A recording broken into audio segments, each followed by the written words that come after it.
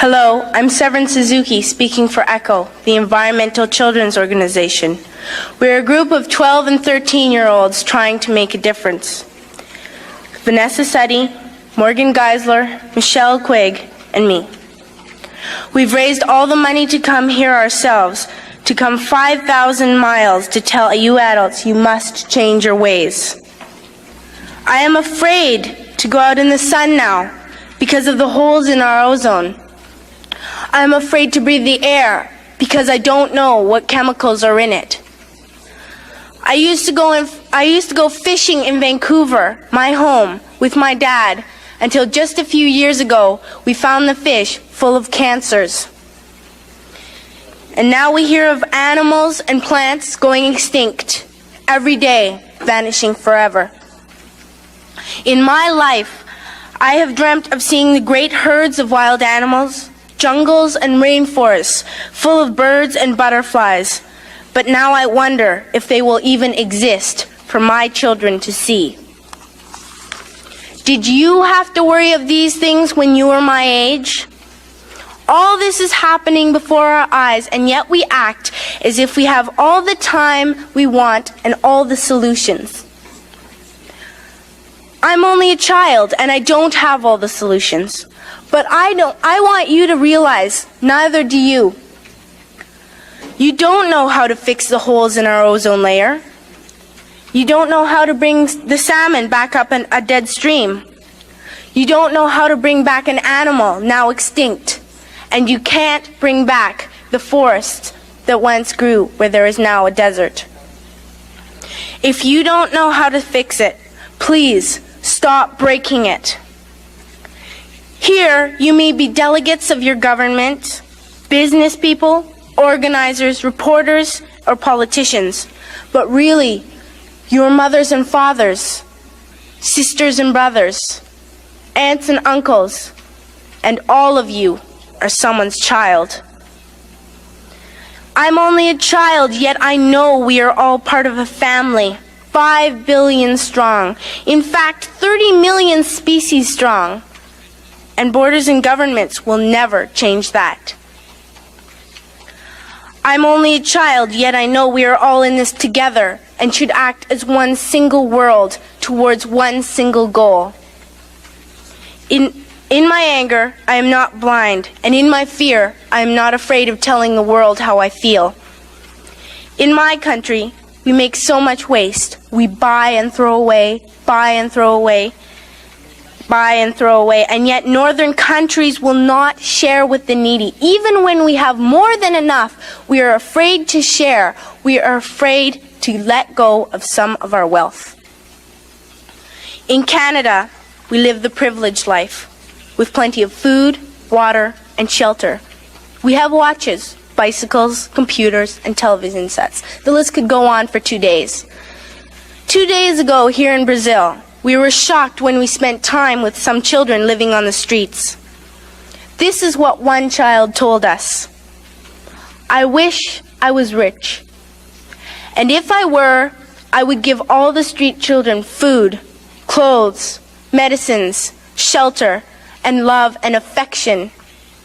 If a child on the streets who has nothing is willing to share, why are we who have everything still so greedy? I can't stop thinking that these are children my own age, that it makes a tremendous difference where you are born.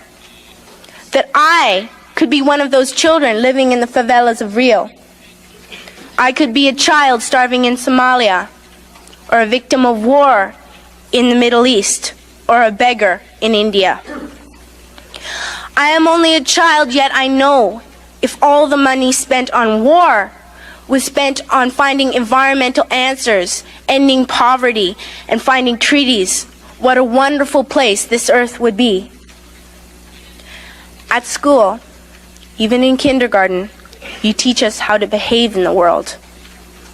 You teach us not to fight with others, to work things out, to respect others, to clean up our mess, not to hurt other creatures, to share, not be greedy. then why do you go out and do the things you tell us not to do? Do not forget why you are attending these conferences, who you're doing this for. We are your own children. You are deciding what kind of a world we are growing up in. Parents should be able to comfort their children by saying, everything's going to be all right. It's not the end of the world, and we're doing the best we can. But I don't think you can say that to us anymore. Are we even on your list of priorities? My dad always says, you are what you do, not what you say. Well, what you do makes me cry at night. You grown-ups say you love us, but I challenge you, please, make your actions reflect your words. Thank you. I am here in Rio after 20 years, and it is quite an experience coming back here when the world has once again descended on this beautiful city to come together and discuss how we are going to turn the tide towards a way of life that will actually carry us through. Everyone wants to know what has happened in the last 20 years. How far have we come? Have we made progress? I'm sure some of you saw the paper that came out in the academic journal Nature last week. Scientists from around the world came together to produce a report saying that we are potentially forcing a state shift in our planet's biosphere. We are putting such pressure on the Earth's atmosphere, the Earth's oceans, the soils, the biological systems that keep us alive every day. We are putting such pressure that we may be forcing the natural balance to a tipping point, like the one that our planet saw 12,000 years ago with the end of the last ice age. But this time, the transition will be human-caused. We have become a geological force. And it will be orders of magnitude faster than the 1,000-year transition that happened last time. This transition, the scientists say, and the new stable eco-state will not be comfortable for humans. 20 years after Rio, we have not even come close to achieving the sustainable transition that we knew we needed back then. This is the honest truth. We all know this sitting here. Let us be honest. 20 years ago, I believed if I just got through to the world leaders, if I spoke the truth, they had power. They had power to lead our society forward to a better way of living. I began to get invited to more events after Rio 1992. I was invited back to the UN, Rio +5, Rio +10, PrepComs, the Kyoto Protocol. And I gradually realized that there was more to the story. I gradually realized that citizens needed to engage, that the grassroots was where we could really see the solutions, where we could actually find answers, relocalizing, looking to our own communities. We had to get in there. Couldn't wait for our leaders to do it for us. And now 20 years have gone by. I've dedicated my life to this cause like many of you. I see many familiar faces I'm glad to see after so long. 20 years after Rio, the citizen engagement hasn't been enough to filter through to shift the tide. Though our ecosystems continue to decline in a tailspin terrifying to any biologist, the growth of the economy, the success of our current economy remains the foremost for politicians and the institutions clinging to power. And the collusion between our governments and corporations that we have seen rise in the last 20 years is enough to make anyone of my generation totally cynical. Concerned citizens and activists and youth engage. We speak up on local issues, on global issues. We organize and we volunteer and we put our money and we put our energy in good faith that our voices do matter. This is what I've believed for the last 20 years of my life. My voice matters. But it is clear that the current global meta strategy is to turn everything from nature into profit at a rate and at a scale that dwarfs its opposition. 20 years on since Rio, we need nothing short of a massive paradigm shift if we are to make it, if the human race is to carry forward into the future with dignity. Today it's 2012. I'm a veteran environmentalist at age 32. I've committed my last 20 years to trying to influence societal transformation to a way of life that will actually support intergenerational justice. And intergenerational justice is what we are really talking about when we talk about sustainable development. Stopping the intergenerational crimes that we are perpetrating towards current and future human beings who will have to deal with climate change and deal with these legacies. I've done a lot of things in 20 years. I've grown up a lot.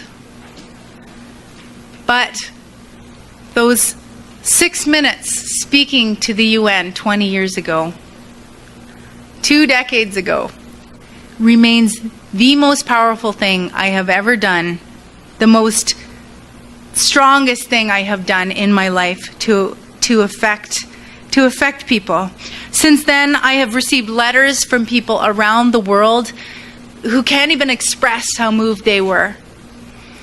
Years later, the internet was invented, YouTube, and the video somehow found its way onto YouTube and has gone around the world and has experienced a rebirth. Why?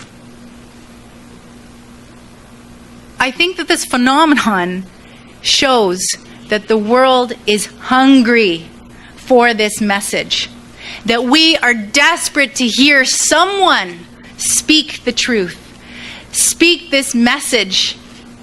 We need someone to cut through all of the rationalization that we have built up for the destruction of our planet. And no one can do this better than those with everything at stake, which is our youth. Were any of you moved by that video you saw? Can you raise your hand, please, if you were moved? That video gave me goosebumps. That video is the voice of youth. That video and this young woman sitting here, they are telling the truth, and everybody in this room and everybody tomorrow listening to her will know it. The second reason that people are still talking about a speech a 12-year-old made to delegates 20 years ago is because of the most powerful tool belonging to the human race. This most powerful tool that we have is the power of intergenerational love. As we look back on our progress since the Earth Summit in 1992, it would be easy, it would be too easy to be discouraged. But a generation has nearly passed, and today I am a mother, little boys, aged 2 and 4 months, and I will do everything in my power to ensure that they have the opportunities and the just life that I had when I was growing up. And I believe that everyone here in this room, I believe that the 50,000 people that are here in Rio for the Earth Summit in 2012, I believe all of us will do everything we can to ensure that our children have every opportunity in their lives. This I choose to believe.